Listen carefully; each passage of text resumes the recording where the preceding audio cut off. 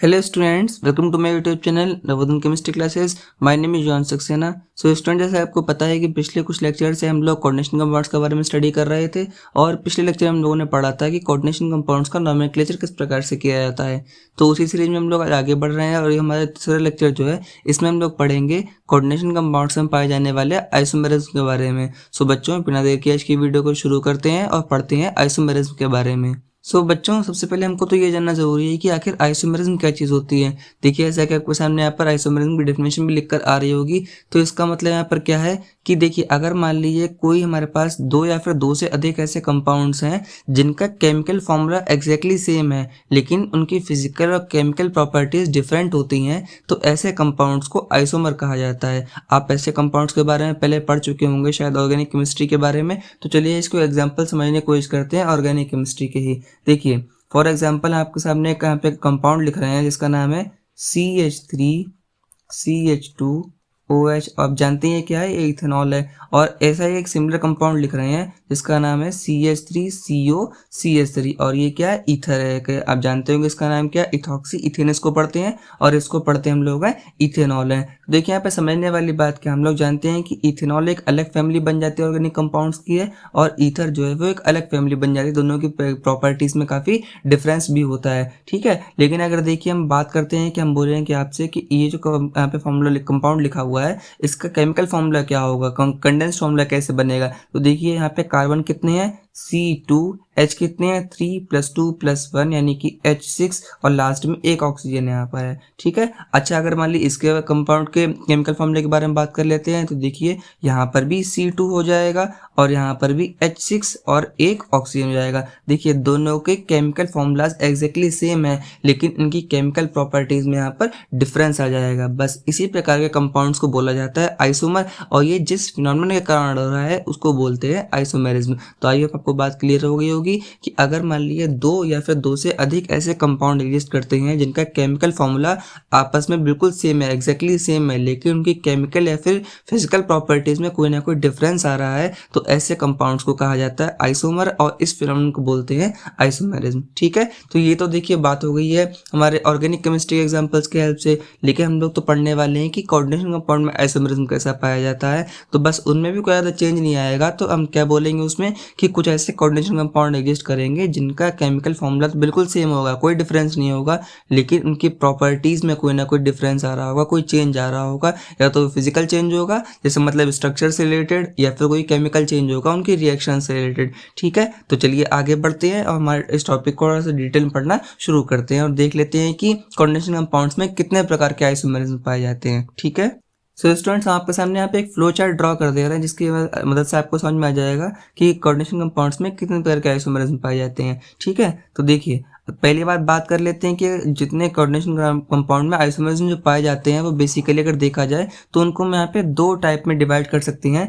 पहला टाइप जो होता है उसे बोला जाता है स्टीरियो आइसोमेरिज्म, स्टीरियो आइसोमेरिज्म। और जो सेकेंड टाइप जो होता है उसको बोलते हैं स्ट्रक्चरल आइसोमेरिज्म, ठीक है। देखिए, मतलब ने क्या बताया आपको कि जो आइसोमेरिज्म इन कोऑर्डिनेशन कंपाउंड्स जो होता है वो बेसिकली दो टाइप का होता है। पहला जिसको बोलते हैं हम लोग हैं स्टीरियो आइसोमेरिज्म और सेकंड वन जो होता है उसे बोला जाता है स्ट्रक्चरल आइसोमेरिज्म। हम इन दोनों को बारी बारी पढ़ेंगे, ठीक है। और अगर बात करते हैं स्टीरियो आइसोमेरिज्म के टाइप्स के बारे में, इनको भी थोड़ा सा फर्दर क्लासीफाई किया गया है। ये दो टाइप्स के होते हैं। पहला टाइप जो होता है उसे बोला जाता है जियोमेट्रिकल आइसोमेरिज्म। स्टीरियो आइसोमेरिज्म का पहला टाइप क्या होता है, इसे बोलते हैं जियोमेट्रिकल आइसोमेरिज्म। और सेकंड टाइप जो होता है उसको बोलते हैं ऑप्टिकल आइसोमेरिज्म, ठीक है। तो बात आपको क्लियर हो गई है, वेरी गुड। अब देखिए, स्ट्रक्चरल आइसोमेरिज्म के बारे में बात कर लेते हैं तो इसको फर्दर 4 टाइप में क्लासीफाई किया गया है। पहला जो होता है उसको बोला जाता है लिंकेज आइसोमेरिज्म, लिंकेज आइसोमेरिज्म। और इसके बाद सेकेंड वन जो होता है उसको कहते हैं आयोनाइजेशन आइसोमेरिज्म। इसके बाद थर्ड वन जो होता है उसको बोला जाता है कोऑर्डिनेशन आइसोमेरिज्म। और इसके बाद लास्ट वन जो होता है उसको बोला जाता है हाइड्रेट या फिर सॉल्वेशन आइसोमेरिज्म। ठीक है, मतलब ये जो होते लगभग सेम ही होते हैं। फिलहाल इनको बोल सकते हैं हम लोग यहाँ पर कि स्ट्रक्चरल आइसोमेरिज्म जो होता है वो 4 टाइप्स का होता है। तो मैं आपको क्या बताया स्लो चार्ट की हेल्प से, देखिए मतलब कि आइसोमेरिज्म जो होता है उसको हम लोग 2 टाइप में क्लासीफाई कर देते हैं कोऑर्डिनेशन कंपाउंड्स के। पहला जो होता है उसे बोलते हैं स्टीरियो आइसोमेरिज्म और सेकंड वन जो होता है उसे बोलते हैं स्ट्रक्चरल आइसोमेरिज्म। उसके बाद स्टीरियो आइसोमेरिज्म को फर्दर 2 टाइप में क्लासीफाई किया गया है, पहला है ज्योमेट्रिकल और दूसरा वाला है ऑप्टिकल। इसी प्रकार से स्ट्रक्चरल को 4 टाइप में क्लासीफाई किया गया है, पहला है लिंकेज, दूसरा है आयोनाइजेशन, तीसरा है कोऑर्डिनेशन और लास्ट वाला है हमारा हाइड्रेट आइसोमेरिज्म। समझ में आ रही है आपको बात है? अब चलिए आगे बढ़ते हैं और पढ़ना शुरू करते हैं हम लोग स्टीरियो आइसोमेरिज्म के बारे में। ठीक है, सो बच्चों चलिए हम लोग पढ़ते हैं हमें स्टीरियो आइसोमेरिज्म के बारे में। तो देखिए सबसे पहले हमको समझना जरूरी है कि यहाँ पर देखिए स्टीरियो आइसोमेरिज्म, यहाँ पर जो वर्ड लिखा हुआ है ये बेसिकली 2 वर्ड से मिलकर बना हुआ है। पहला है स्टीरियो, दूसरा है आइसोमेरिज्म। आइसोमेरिज्म के बारे में हम लोगों ने पढ़ लिया अभी क्या चीज़ होती है, लेकिन यहाँ पर देखिए स्टीरियो वर्ड का मतलब क्या होता है।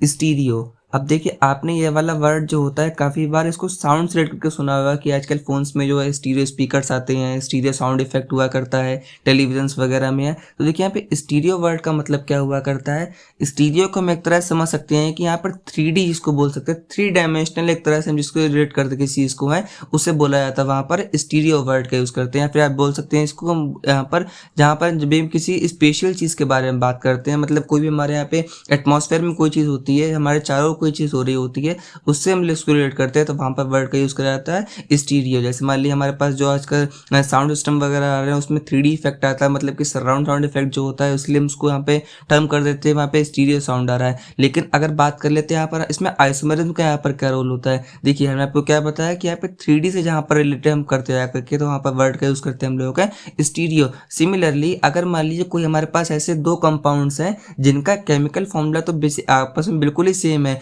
लेकिन उनका जो यहाँ पे स्ट्रक्चर अरेंजमेंट जो होता है, उनका जो 3D स्पेस में उनके बॉन्ड्स का जो अरेंजमेंट जो है वो डिफरेंट है, तब वहाँ पर उनको बोला जाएगा स्टीरियो आइसोमेरिज्म। समझ में आ रही है आपको बात है? हम चलिए एग्जांपल समझने की कोशिश करते हैं। मान लीजिए हमारे पास 2 कंपाउंड्स हैं जिनका जनरल फॉर्मूला जो है वो एग्जैक्टली सेम है। दोनों का फॉर्मूला क्या है, एम, मतलब कि जो हमारा मेटल एटम हुआ करता है, हमने आपको पहले पढ़ा चुके इस बारे में है, मतलब कि एम यानी कि मेटल एटम और हमारा ए यहाँ पर क्या है, एक यूनिडेंटेड लिगेंड है। अब देखिए क्या पता उनका स्ट्रक्चर जो है वो एक स्क्वायर प्लेनर फॉर्म में अरेंज्ड हो, मतलब कि यहाँ पर जो हमारा सेंट्रल मेटल एटम बीच में होगा और उसमें चारों के चारों ए लिगेंड्स जो हैं वो एक स्क्वायर प्लेन में अरेंज्ड हो, ये भी पॉसिबिलिटी है। या फिर तो ऐसा भी हो सकता है कि मेटल हमारा वही रहेगा लेकिन उसमें लिगेंड्स जो हैं वो एक टेट्राहेड्रल अरेंजमेंट में अरेंज्ड होंगे उसके अराउंड। समझ में आ रही है आपको बात है? लेकिन देखिए यहाँ पर दोनों का फॉर्मूला तो एक्जैक्टली सेम ही है, लेकिन डिफरेंस इनके कहाँ पर आ रहा है, इनके 3 डायमेंशनल अरेंजमेंट में आ रहा है, इनके स्ट्रक्चर में आ रहा है। इसका मतलब ये मॉलिक्यूल्स कौन सा आइसोमेरिज्म शो कर रहे हैं, स्टीरियो आइसोमेरिज्म शो कर रहे हैं। तो आपको बात समझ में आ रही होगी कि मतलब कि स्टीरियो आइसोमेरिज्म क्या होता है, कि ये आइसोमेरिज्म का वो टाइप होता है जो कि मॉलिक्यूल्स की स्पेस में अरेंजमेंट, उनके बॉन्ड्स के अरेंजमेंट की वजह से जो अराइज होता है उसी को बोलते हैं स्टीरियो आइसोमेरिज्म। ठीक है, अब देखिए आगे बढ़ते हैं और इसकी डेफिनेशन पे नजर डाल लेते हैं। सो स्टूडेंट्स देखिए साइड पे सामने यहाँ पे डेफिनेशन भी लिख कर आ रही होगी कि the isomerism which arises due to the special arrangement of bond and ligand present in any molecule is called as the stereo isomerism. ठीक है, मतलब यहाँ पर जो डेफिनेशन लिखी इसकी समरी छोटी सी क्या बनती जा करके है कि वो आइसोमेरिज्म जो कि 2 मॉलिक्यूल्स के स्पेशल अरेंजमेंट के कारण अराइज होता है उसको हम लोग बोलते हैं स्टीरियो आइसोमेरिज्म। समझ में आ रही है आपको बात है? चलिए आगे बढ़ते हैं और देख लेते हैं। हमने आपको बताया भी था कि स्टीरियो आइसोमेरिज्म को 2 टाइप होते हैं, हम उनको भी बारी बारी से स्टडी कर लेते हैं। और सबसे पहले हम जिसके बारे में पढ़ने वाले हैं हमारा ज्योमेट्रिकल आइसोमेरिज्म। ठीक है, चलिए आगे बढ़ते हैं फिर। सो बच्चों देखिए तो नाम से हमारा क्लियर हो रहा है करके क्या लिखा हुआ है यहाँ पर, ज्योमेट्रिकल आइसोमेरिज्म। कहने का मतलब क्या है कि वो आइसोमेरिज्म जो कि किन्हीं 2 मॉलिक्यूल की ज्योमेट्री में डिफरेंस लेकर आता है या फिर जो उनके ज्योमेट्री में डिफरेंस की वजह से होता है उसी को बोलते हैं ज्योमेट्रिकल आइसोमेरिज्म। आप लोगों ने हम ऑर्गेनिक केमिस्ट्री में इसके बारे में थोड़ा सा हिंट लिया होगा। हम देखिए इसको समझाने की कोशिश करते हैं। सपोज दैट हमारे पास ये 2 मॉलिक्यूल हैं, एक ये CH2Cl2 है और दूसरे वाले का फॉर्मूला भी CH2Cl2। अब आप सोचेंगे कि यहाँ पर दोनों का फॉर्मूला सेम है तो इसको 2 बार लिखने की क्या ज़रूरत है, लेकिन देखिए इन दोनों की ज्योमेट्री में डिफरेंस आ रहा है। किस प्रकार से, देखिए ये हमारा सेंटर में कार्बन रखा हुआ है, ये इसमें 2 हाइड्रोजन्स हैं और ये क्लोरीन है। सिमिलरली यहाँ पर देखिए इसमें भी वही है, 2 हाइड्रोजन्स हैं लेकिन इनकी पोजीशन पे जरा गौर करिएगा, इसमें क्या हो रहा है, इस वाले में हाइड्रोजन हाइड्रोजन आपस में क्रॉसली लिंक्ड हो रहे हैं यहाँ पर, इसमें क्लोरीन क्लोरीन आप यहाँ पे क्रॉसली लिंक्ड है। लेकिन इस वाले में क्या हो रहा है, दोनों हाइड्रोजन सेम साइड में है और इस वाले में दोनों क्लोरीन सेम साइड में है। ठीक है, तो यहाँ पर इस प्रकार में क्या हो रहा है कि दोनों के मॉलिक्यूल्स जो है मॉलिक्यूल एग्जैक्टली सेम है, लेकिन इनमें डिफरेंस कहाँ पर है, इनकी ज्योमेट्री में डिफरेंस आ रहा है जाकर के है। ठीक है, सो बच्चों देखिए यहाँ तक तो हमारे बात समझ में आ जाती है कि मतलब कि अगर मान लिए दो मॉलिक्यूल्स का केमिकल फॉर्मूला एग्जैक्टली सेम है, लेकिन उनमें जो उनकी ज्योमेट्री जो है वो डिफरेंट है, तो वहाँ पर क्या होता है, ज्योमेट्रिकल आइसोमरिज्म। लेकिन समझने की कोशिश करते हैं ऐसा क्यों होता है यहाँ पर है। ठीक है, अब देखिए अगर बात कर लेते हैं इस वाले मॉलिक्यूल के अकॉर्डिंग, देखिए हाइड्रोजन हम जानते हैं कि छोटा आइटम होता है, क्लोरीन रिलेटिवली थोड़ा सा बड़ा आइटम होता है। अब मान ली यहाँ पर हमारे पास एक यहाँ पे एक रिएजेंट है, एक एक्स नाम का, और उस पर चार्ज जो है नेगेटिव है। सपोज दैट वो इस मॉलिक्यूल पे अटैक करने जा रहा है। अगर देखिए वो इस साइड से अटैक करेगा तो इस साइड में क्या हो रहा है, देखिए दोनों छोटे आइटम्स प्रेजेंट हैं और ऊपर से यहाँ पर इसमें रिपल्शन कम लगेगा, यानी कि ये यहाँ इस वाली साइड से ये इजीली अटैक कर लेगा। ठीक है, लेकिन अगर बात कर लेते हैं इस वाले साइड से, तो देखिए क्या होगा, पहले तो क्लोरीन इतना बड़ा आइटम हुआ करता है, ऊपर से क्या होता है, क्लोरीन के पास अपने भी कुछ लोन पेयर्स हुआ करते हैं, और यानी लोन पेयर्स यानी कि इलेक्ट्रॉन्स, इलेक्ट्रॉन्स मतलब कि नेगेटिव चार्ज।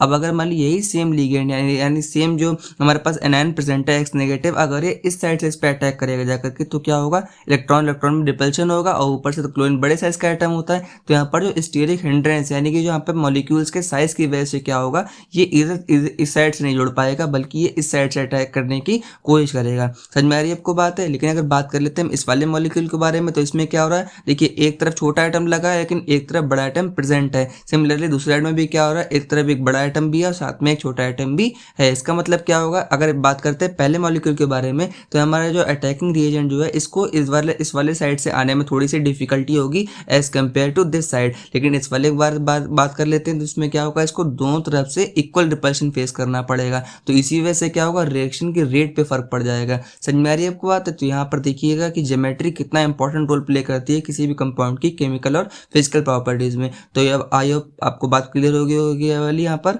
और यही सिमिलर ऑब्जर्वेशन जो होता है कोऑर्डिनेशन कंपाउंड्स में भी किया गया है, कि मतलब हमने आपको पढ़ाया था, जब टर्मिनोलॉजी हमने पढ़ी थी, तो उसमें एक टर्म यूज़ कराया था कोऑर्डिनेशन स्फीयर। मतलब कि जो हमारा ब्रैकेट जो हुआ करता है, ब्रैकेट के अंदर जितनी भी चीज़ें प्रेजेंट होगी वो एग्जैक्टली सेम होंगी, उनमें कोई भी चेंज नहीं आ रहा होगा। लेकिन चेंज कहाँ पर होगा, दोनों मॉलिक्यूल्स के स्ट्रक्चर अरेंजमेंट में, उनकी ज्योमेट्री में। समझ में आ रही है आपको बात है। अब चलिए आगे बढ़ते हैं, उनको बारी बारी से हम लोग पढ़ने की कोशिश करेंगे कि डिफरेंट प्रकार के कॉम्प्लेक्सेस में, डिफरेंट प्रकार की ज्योमेट्रीज में कौन कौन सा आइसोमेरिज्म पाया जाता है। ठीक है, चलिए आगे बढ़ते हैं। सो स्टूडेंट्स, चलिए हम लोग पढ़ लेते हैं स्क्वायर प्लेनर कॉम्प्लेक्स में पाए जाने वाले ज्योमेट्रिकल आइसोमेरिज्म के बारे में। ठीक है, तो देखिए हम लोग यहाँ पे हम जानते हैं कि जितने भी स्क्वायर प्लेनर कॉम्प्लेक्स जो होते हैं वो कई प्रकार से एग्जिस्ट कर सकते हैं। फॉर एग्जांपल जैसे मान लीजिए किसी मॉलिक्यूल में सारे के सारे लिगेंड्स यूनिडेंटेड हैं, किसी में 3 लिगेंड्स हैं, क्योंकि उनमें क्या पता एक डाइडेंटेड लिगेंड हो सकता है। तो उन्हीं प्रकार हम लोग उसमें समझते चलेंगे। देखिए पहला टाइप हम लोग जो ले रहे हैं वो है Ma2B2 टाइप।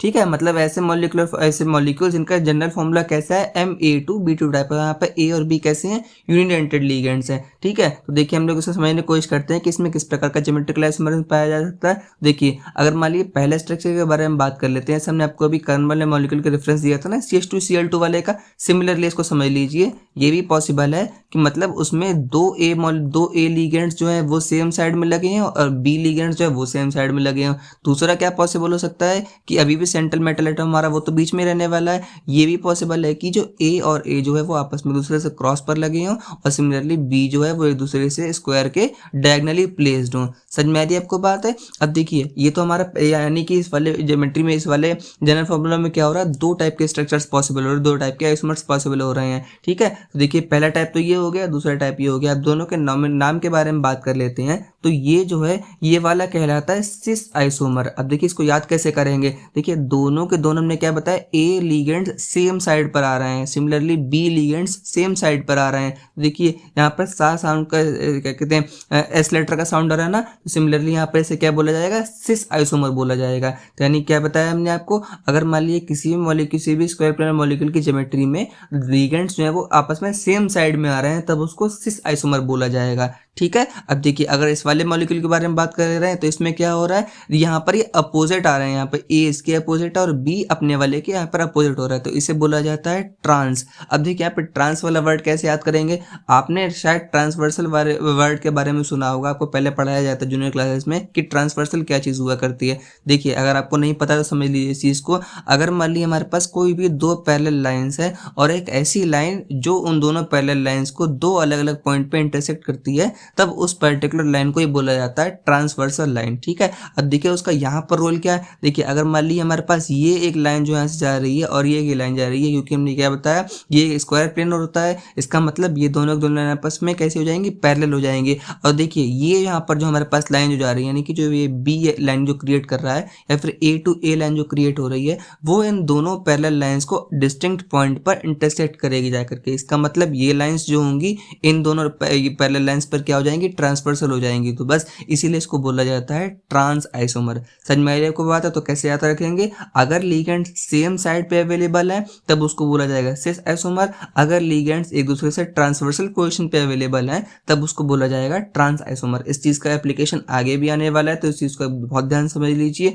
कि Ma2B2 टाइप जो हमारे पास मॉलिक्यूलर फॉर्मूला वाले कॉन्डेंसेशन कंपाउंड्स जो होंगे उसमें दो प्रकार के आइसोमरिज्म शो हो सकते हैं। पहला जो होता है वो होता है सिस आइसोमर और दूसरा होता है ट्रांस आइसोमर। समझ में आ रही है आपको बात है। चलिए आगे बढ़ते हैं और नेक्स्ट जनरल का एक बस छोटा सा लास्ट टाइप बचा हुआ है वो देखने की कोशिश करते हैं उसमें कितने प्रकार के आइसोमर यहाँ पे पॉसिबल हो पाएंगे। और देखिए उस वाले का फॉर्मूला थोड़ा सा अलग लगेगा आपको, जो है MABCD। अब देखिए यहाँ पे इसका मतलब क्या है, यहाँ पर चारों के चारों डेंटेड लिगेंड्स जो है उनकी डेंटिसिटी तो वन ही है, लेकिन यहाँ पर वो चारों के चारों अलग अलग लिगेंड्स हैं, उनमें कोई भी सिमिलैरिटी प्रेजेंट नहीं है। तो देखिए इस वाले केस के बारे में बात कर लेते हैं, तो यहाँ पर इसमें 3 आइसोमर पॉसिबल होंगे। और ये वाला क्वेश्चन आपसे काफी लोग पूछ भी सकते हैं कि अगर मान लीजिए किसी भी स्क्वायर प्लेन कॉम्प्लेक्स में चारों के चारों लिगेंड्स अलग हैं तो उसमें कितने प्रकार के आइसोमर पॉसिबल होंगे। आप लोग सोचेंगे इसमें बहुत ढेर सारे बन जाएंगे, लेकिन नहीं, इसमें सिर्फ और सिर्फ इसमें 3 आइसोमर्स पॉसिबल हो सकते हैं। देखिए कैसे, अब अगर हमने क्या बताया आपको कि किसी भी एक लिगेंड के पोजीशन को बिल्कुल कॉमन कर लीजिए। अब अगर मान लीजिए हमने इस वाले पोजीशन को ए कॉमन कर लिया, ये हमारा B है, इसमें ये C है और ये D है, ठीक है। तो हमारा पहला बेसिक वाला आइसोमर हो गया। अब इसका हम सेकंड वाले क्रिएट करने की कोशिश करते हैं। ये रहा इसका स्क्वायर प्लेन, ये और ये रहे उसमें 4 बॉन्ड्स, ठीक है। हमने क्या बताया आपको, इसमें A वाले की पोजीशन हमने कांस्टेंट कर दी है, A वाले की पोजीशन हम लोगों ने इसमें कांस्टेंट कर दी। अब देखिए सबको एक एक स्टेप आगे मूव कर दे रहे हैं, ध्यान रखिएगा, हमने A की पोजीशन क्या कर दी, कांस्टेंट कर दी है। B को हम एक स्टेप आगे लेकर आ रहे हैं, B हमारा मान लीजिए यहाँ पर आ गया तो हमने B को यहाँ पर ड्रॉ कर दिया। C यहाँ पर जंप कर जाएगा तो C यहाँ पर आ जाएगा। अब देखिए D को आना तो यहाँ पर चाहिए, लेकिन हमने क्या बताया, हमने उसकी A की पोजीशन कांस्टेंट कर दिया, तो D को हम लोग यहाँ पर ट्रांसफर कर देंगे। तो देखिए हमारा एक आइसोमर जो इसमें है वो ये वाला पॉसिबल हो गया। समझ में आ रही है आपको बात है। अब देखिए तीसरा आइसोमर इसमें क्या पॉसिबल हो सकता है, वो है कि हम दोबारा इसका स्क्वायर प्लेन ड्रॉ कर लेते हैं। ये इसका स्क्वायर प्लेन, 4 बॉन्ड्स उसमें। और देखिए इस वाले में क्या करेंगे, इसमें हम A और B दोनों को कॉमन कर दे, दोनों की पोजीशन को कांस्टेंट कर दे रहे हैं। तो देखिए A और B कॉमन है, चेंज कहाँ पर ला रहे हैं, D को C की जगह पे कर देंगे और C को D की जगह पे कर देंगे। तो देखिए एक ही आइसोमर बन जाएगा और इन 3 के अलावा इसमें कोई भी प्रकार का आइसोमर इसमें पॉसिबल नहीं हो पाएगा। तो ध्यान रखिएगा, सुनने में काफी लगता है क्योंकि हम लोग क्या सोचते हैं, मैंने आपको बताया कि एक भी पोजीशन कांस्टेंट कर दी, आप सोचेंगे कि A मान लीजिए कांस्टेंट है तो उसमें भी उसके 3 आइसोमर बनेंगे जाकर के। सिमिलरली B की पोजीशन कांस्टेंट कर दी तब उसमें 3 आइसोमर बनेंगे। लेकिन ध्यान रखिएगा, जैसे अगर मान लीजिए अपने क्वेश्चन उस प्रकार सुनेंगे होंगे जाकर के, अगर मान लीजिए सर्टेन अमाउंट के लोग जो आपस में हैंडशेक करते हैं तो हम लोग के हिसाब से उसका डबल हैंडशेक होना चाहिए, लेकिन ऐसा नहीं, क्योंकि अगर मान लीजिए 2 लोग आपस में हैंडशेक कर रहे हैं तो वो दोनों के उसमें काउंट किया जाएगा। सिमिलरली अगर मान लीजिए हम यहाँ पे बात कर लेते हैं कि A और C जो है आपस में ट्रांस में होने चाहिए, तो अगर मान लीजिए हम यहाँ पे C के भी किसी आइसोमर ड्रॉ करने की कोशिश करेंगे तो एक टाइम ऐसा आएगा C और A भी आपस में ट्रांस हो जाएंगे, तो हम उसमें काउंट तो एक ही करेंगे उसमें। तो इस प्रकार से आप ध्यान रखिएगा कि हम देखने में ऐसा लगता है कि ये वाला लिगेंड जो है इसमें बहुत प्रकार का आइसोमर पॉसिबल हो पाएंगे, लेकिन ऐसा नहीं है, इसमें सिर्फ और सिर्फ 3 आइसोमर पॉसिबल हो जाएंगे, ठीक है। तो ये हमारा स्क्वायर प्लेन कॉम्प्लेक्स वाली जो यहाँ पे आइसोमरिज्म जो होता है वो खत्म हो जाता है। हम लोग आगे बढ़ते हैं और आज का हमारा लास्ट टॉपिक जो है कि ऑक्टाहेड्रल कॉम्प्लेक्स जो होते हैं उसमें कितने आइसोमर पॉसिबल होंगे, हम उनके बारे में पढ़ लेते हैं, ठीक है। सो स्टूडेंट्स, ऑक्टाहेड्रल कॉम्प्लेक्स के बारे में स्टडी कर लेते हैं हम लोग। अब देखिए हम लोग पहला टाइप का जनरल फॉर्मूला जो ले रहे हैं वो है MA4B2 टाइप, मतलब कोई ऐसा ऑक्टेहेड्रल कॉम्प्लेक्स इसमें सारे के सारे यूनिटेड लिगेंड होने चाहिए, उनमें से 4 सेम टाइप के होंगे, बाकी 2 जो है वो अलग टाइप के होंगे। ठीक है, अब देखिए अगर बात कर लेते हैं इसमें कितना आइसोमर बन सकते हैं, तो पहले इसका स्ट्रक्चर ड्रॉ कर लेते हैं हम लोग इसमें। ठीक है, जैसे मान ली ये हमारा मेटल एटम है, क्योंकि ऑक्टाहेड्रल इसका मतलब उसमें एक प्लेन भी लाई करता है करके, और प्लेन में 4 बॉन्ड्स होते हैं, आप लोग इस चीज़ को अच्छे से जानते हैं।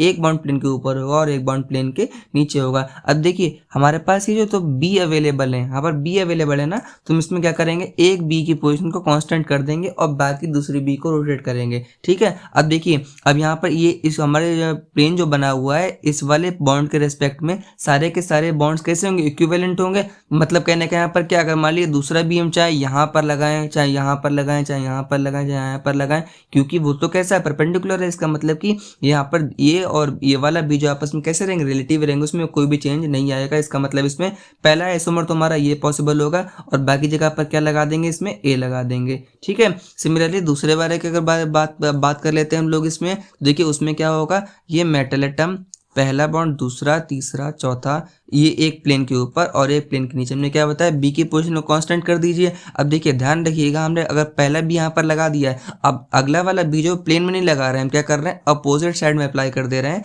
और बाकी प्लेन की चारों पोजिशन पे क्या कर दे रहे हैं, हमारा ए लिगेंड अप्लाई हो जाएगा। ठीक है, तो देखिए यहाँ पर ये हमारे पास यही 2 आइसोमर पॉसिबल हो पाएंगे जा करके। और देखिए इसको हम लोग कैसे समझ सकते हैं, अब देखिए अगर पहले बात कर लेते हैं ऑक्टेहेड्रल ज्योमेट्री में क्या हो रहा है यहाँ पर है, तो देखिए यहाँ पर जो है ये दोनों बी जो है ये देखिए सेम साइड में आ रहा है। अगर मान लीजिए बात कर लेते हैं हमारा ऑक्टेहेड्रल कॉम्प्लेक्स का, ये हाफ ए पोर्शन बनेगा जा करके, देखिए दोनों के दोनों बी मॉलिक्यूल्स जो है वो यहाँ पर जो ऑक्टेहेड्रल कॉम्प्लेक्स जो है उसके सेम साइड में आ रहा है। लेकिन अगर बात कर लेते हैं यहाँ पर है, तो देखिए एक बी जो है वो प्लेन के ऊपर वाले साइड में है और दूसरा बी जो है प्लेन के नीचे वाले साइड में है। यानी कि हमने क्या बताया आपको, अगर सेम साइड में लिगेंड्स आते जा करके तो वो कौन सा आइसोमर कहलाएगा, वो उसका सिस आइसोमर हो जाएगा। और यहाँ पर क्या हो रहा है, अपोजिट साइड में बनेगा जा करके, तो इसी वजह से ये कहलाएगा इसका ट्रांस आइसोमर। तो आइए आपको बात समझ में आ गई होगी। अगर मान लिया कोई वैसा मॉलिक्यूल है, इसमें जनरल फॉर्मूला उसका जो है वो है Ma4B2 टाइप, यानी कि उसमें यूनिटेड लिगेंड सारे के सारे हैं, 4 सेम टाइप के हैं और 2 अलग टाइप के हैं। इसका मतलब उसमें सिर्फ और सिर्फ 2 टाइप के आइसोमर्स पॉसिबल होते हैं। पहला होता है सिस आइसोमर और दूसरा होता है उसमें है ट्रांस आइसोमर। ठीक है, चलिए आगे बढ़ते हैं। उसमें नेक्स्ट में एग्जाम्पल देख लेते हैं हम लोग इसमें है इसका। स्टूडेंट्स हमारा नेक्स्ट एग्जाम्पल जिसमें बनेगा जा करके है वो है Ma2B2 टाइप, और जिसमें यहाँ पर ए जो है ये ए जो है वो डाइडेंटेड लिगेंड है। ठीक है, तो देखिए इसका कोऑर्डिनेशन नंबर भी 6 हो जाएगा। अब अगर मान ली इसके स्ट्रक्चर के हम लोग बारे में बात कर लेते हैं, तो देखिए वो कैसे पॉसिबल होगा।